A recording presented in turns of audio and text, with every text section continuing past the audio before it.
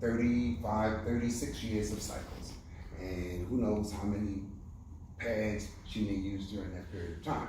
So I've already talked about what those pads can do as far as exposure, as far as toxins, and not only that, but the natural toxins of the bacteria that's in her body that's not being disposed of properly.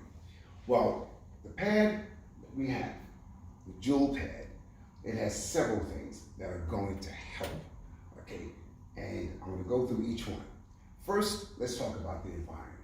One of the aspects of the current pads that are out there now is that a lot of those pads have plastic, okay? And that plastic gets thrown into either the sewer system or into the waters, and it's years upon years before those products will be broken down. And so we now realize how much of a danger and environmental hazard plastics are. There are no plastics associated with our pads. Everything with our pads is natural. Everything with our pads is biodegradable.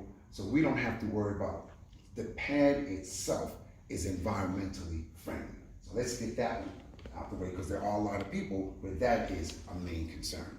Now, let's talk about the actual health benefit to the woman. What is a pad supposed to do? A pad is supposed to absorb the blood, and it's supposed to pull it away from the body. The current pads don't do that. The blood goes onto the pad, and the blood sits right there. So that blood is there, as I mentioned earlier, with the bacteria. The jewel pad, when that blood and fluids, remember now, it's not just blood that's coming out of there, okay? You also have some urine, you have sweat, okay? There's a lot that's coming onto that pad, but it's being pulled away from the body. That pad is dry, and that is extremely important, because as we know, that moisture, what causes yeast to grow? Yeast needs moisture, darkness, and heat. What is going on in a woman's cycle? Moisture, darkness, and heat. So we are now able to pull that moisture away. We know that the pads, being cotton, okay, are cooler than these pads that have these plastic backings, because when you have a plastic backing, guess what? There's no breathability. There's no breathability. That heat comes out, and where does it go? It just stays right there, or it builds up, okay? It has no place to go. Our pads are fenestrated. In other words, the heat goes through, okay? So there's no accumulation of heat. Now, the main ingredient that I'm going to spend a few minutes talking about, which is the big hoopla. And when I say the big hoopla, I'm not talking about just the big hoopla with respect to our pads. It's the big hoopla around the world. Graphene, where two physicists won a Nobel Prize in 2010, and all kind of terms and words are being used to describe it. The wonder material, the 21st century material. The bottom line is there's so many things happening with graphene that you can't keep up with it. You cannot keep up with it. Okay, anything from bulletproof vests, golf balls, the lithium batteries. I have a little, I call it a little electric golf cart. I have an electric vehicle. And I didn't know this until today when I was reading about it, that one thing about those lithium batteries is that they can get hot enough, and with the oxygen can cause a combustion and cause a fire. They're now looking at putting graphene into the lithium batteries to prevent those things from happening. Graphene is a word that probably none of us knew about before the last 2 weeks. I didn't know about it, and I've been in science for God knows how many years. But it's nothing more than a byproduct of something we've all heard about, and that is graphite, the pencil, okay? It's all part of carbon atoms, diamonds, coal, graphite, graphene, carbon. Carbon, okay, one of the elements.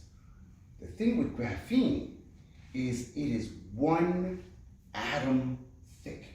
It is by far the thinnest material known to man and has more strength than anything known to man. So you can imagine that combination, something thin and strong. You can only see the myriad of ideas that people are just running with.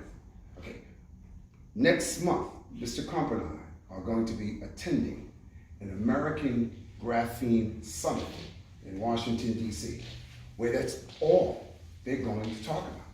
It's graphene. And matter of fact, probably most of the people at this summit will be international, global. We don't think there's going to be anyone there speaking about dual sanitary napkin. And so for us, this is going to be an opportunity to let people from around the world know what we are doing to help women. So I'm excited about that. The second day of that conference, we go to the Capitol, okay? And that's where we meet with congressmen. Now, I'm gonna be honest, most of the people attending this summit are there to get their industrialized aspects of graphene. You know, IBM, Samsung, I mean, you name the companies, okay, they're going to be there because they're talking about major. But we're going to try to use that opportunity to meet with two young ladies, two congresswomen out of New York, okay, Carolyn Maloney and Grace Mangan. And these are two congresswomen who have been trying their hardest to get bills passed. So we are aware of what's in those sanitary napkins. As a matter of fact, Congresswoman Mangan has a bill out that sanitary napkins should be available to everyone. Any woman who's incarcerated should have access. Any person in a federal building should be able to go into the bathroom and have sanitary napkins. Any homeless woman who needs a sanitary napkin, it should be available.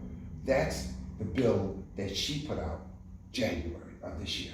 So I'm saying this to say that it is internationally understood that things have to change, and we are a part of that movement, and I am excited to be a part of that movement.